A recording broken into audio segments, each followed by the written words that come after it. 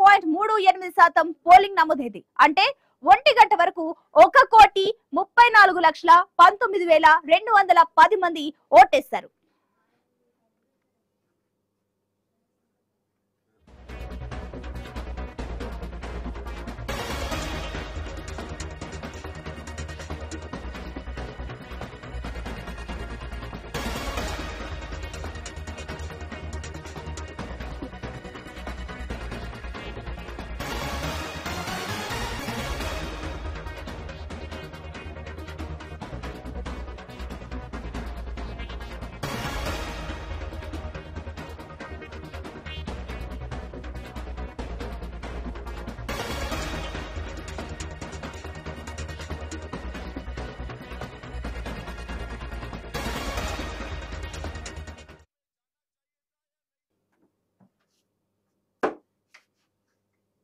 మొత్తమే దేశవ్యాప్తంగా అసెంబ్లీ లోక్సభ ఎన్నికల పోలింగ్ కొనసాగుతుంది. ఇటు మధ్యాహ్నం 1 గంట వరకు కూడా చూసుకున్నట్లయితే దాదాపుగా పోలింగ్ పర్సెంటేజ్ మెల్లమెల్లగా పెరుగుతుంది.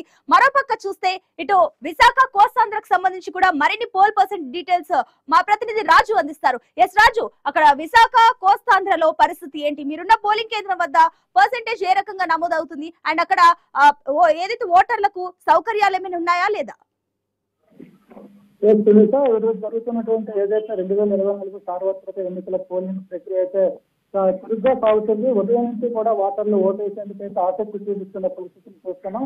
మరోవైపు గత ఎన్నికల్లో పోల్చుకుంటే ఈ ఎన్నికల్లో ఓటింగ్ శాతం పెరిగే అవకాశాలు కూడా స్పష్టంగా కనిపిస్తున్నాయి. ఎందుకంటే ఉదయం 6 గంటల నుంచి 6:30 నుంచి కూడా పోలింగ్ కేంద్రాలకు అయితే ఓటర్లు రావడం మొదలుపెట్టారు.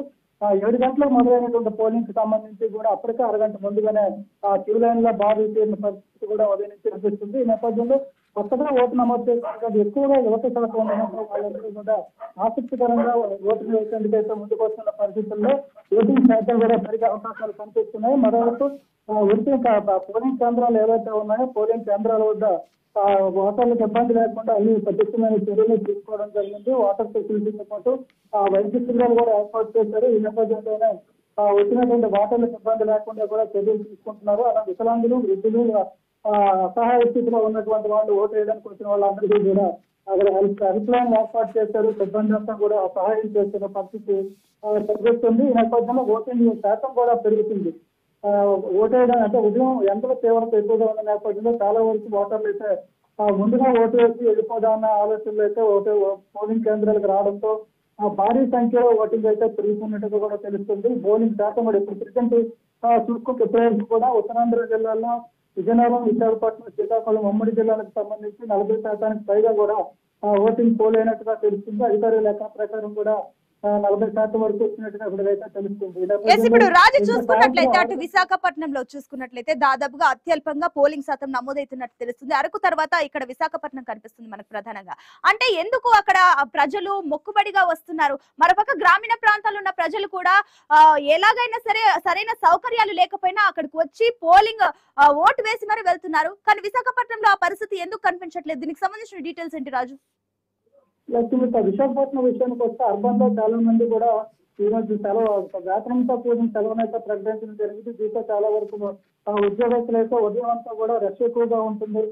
తర్వాత మధ్యాహ్నం నుంచి రెండో పార్ట్లో అయితే ఓటు వేసి రావాల్సిన ఆలోచనతో కూడా చాలా వరకు అయితే పోలింగ్ శాతం తగ్గే అవకాశాలు ఉన్నాయి. ఇక ప్రధానంగా తీసుకుంటే మెట్రోపాలిటన్ సిటీగా ఉన్నటువంటి విశాఖపట్నంలో సాధారణంగా ఇప్పుడు కూడా పోలింగ్ శాతం తక్కువగానే ఉంటుంది. కానీ గతంతో ఇప్పుడు ఉన్నటువంటి పోలింగ్ శాతం పెరిగిందని చెప్పుకోవచ్చు. ఇక సాయంత్రం 6 గంటల వరకు సమయం ఉన్న నేపథ్యంలో సాయంత్రం వరకు వెళ్లి ఓట్లు వేద్దామని కూడా చూస్తున్న పరిస్థితి కూడా ఉంది. ఈ నేపథ్యంలో పోలింగ్ శాతం పెరిగే అవకాశాలు అయితే ఉన్నాయి. ఇక మిగతా విజయనగరం, విశాఖపట్నం, విజయనగరం, అనకాపల్లి, అదేవిధంగా శ్రీకాకుళం జిల్లా విషయానికి వస్తే ఇక్కడ ఉన్నటువంటి రాజకీయ నాయకులు కావచ్చు, పార్టీల అభ్యర్థులు కావచ్చు, వారి ప్రోత్సాహంతో కూడా ఓట్లు వేసేందుకు ప్రజలు వచ్చే అవకాశం ఉన్న నేపథ్యంలో ఓటింగ్ శాతం అయితే పెరుగుతుంది. మరోవైపు ఉదయం ఓటు వేసిన తర్వాత తమ కార్యకలాపాల్లో లేదా ఉపాధి కోసం బయటకు వెళ్లే అవకాశం ఉన్నటువంటి చాలా వరకు కూడా ఉదయాన్నే ఓటింగ్ వేసి వెళ్ళిపోయే పరిస్థితి ఉన్న నేపథ్యంలో విశాఖపట్నంలో ఓటింగ్ శాతం తగ్గడం అనేది సాధారణ విషయం. అదేవిధంగా అరకు ఏజెన్సీ ప్రాంతం ఏదైతే ఉందో అక్కడ చాలా దూరం నుంచి ఓటు వేయడానికి రావాల్సిన అంటే రిమోట్ ఏరియాలో ఉన్నటువంటి గిరిజనులు వాళ్ళకి ఏర్పాటు చేసినటువంటి పోలింగ్ కేంద్రాలు కొద్ది దూరంగా ఉంటాయి.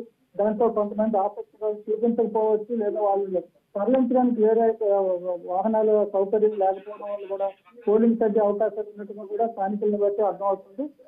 రాజు మరోపక్క చూసుకున్నట్లయితే